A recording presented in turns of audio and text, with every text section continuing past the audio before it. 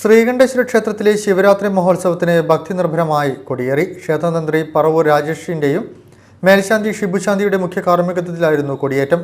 നിരവധി ഭക്തജനങ്ങളും സാക്ഷ്യം വഹിക്കാനെത്തി. ഓംകാര മന്ത്രധ്വനികളാൽ മുഖരിത അന്തരീക്ഷത്തിലും ഭക്തരുടെ നിറസാന്നിധ്യത്തിലും ശ്രീകണ്ഠേശ്വര ക്ഷേത്രത്തിൽ ശിവരാത്രി ഉത്സവത്തിന് കൊടിയേറി. തുടർന്നുള്ള 7 ദിവസങ്ങളിൽ ക്ഷേത്രത്തിൽ പ്രത്യേക പൂജകളും ക്ഷേത്രാങ്കണത്തിൽ വൈവിധ്യമാർന്ന സാംസ്കാരിക കലാപരിപാടികളും അരങ്ങേറും.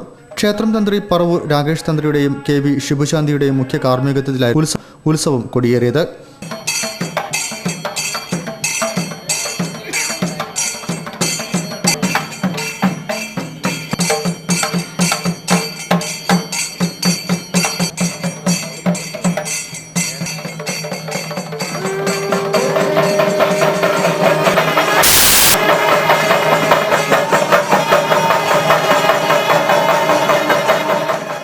ശ്രീകണ്ഠേശ്വര ക്ഷേത്ര ഭജന സമിതിയുടെ ഓംകാര മന്ത്രജപവും ഭജനയും നടന്നു.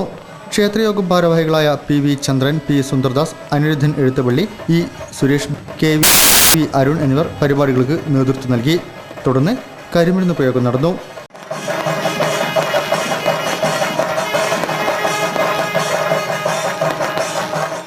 കൊടിയേറ്റ് സദ്യയ്ക്ക് ശേഷം പിന്നണി ഗായകൻ P ജയചന്ദ്രൻ നയിച്ച മെഗാ ഗാനമേളയോടെയാണ് ഉത്സവത്തിന്റെ ആദ്യ പരിപാടികൾ ആരംഭിച്ചത്.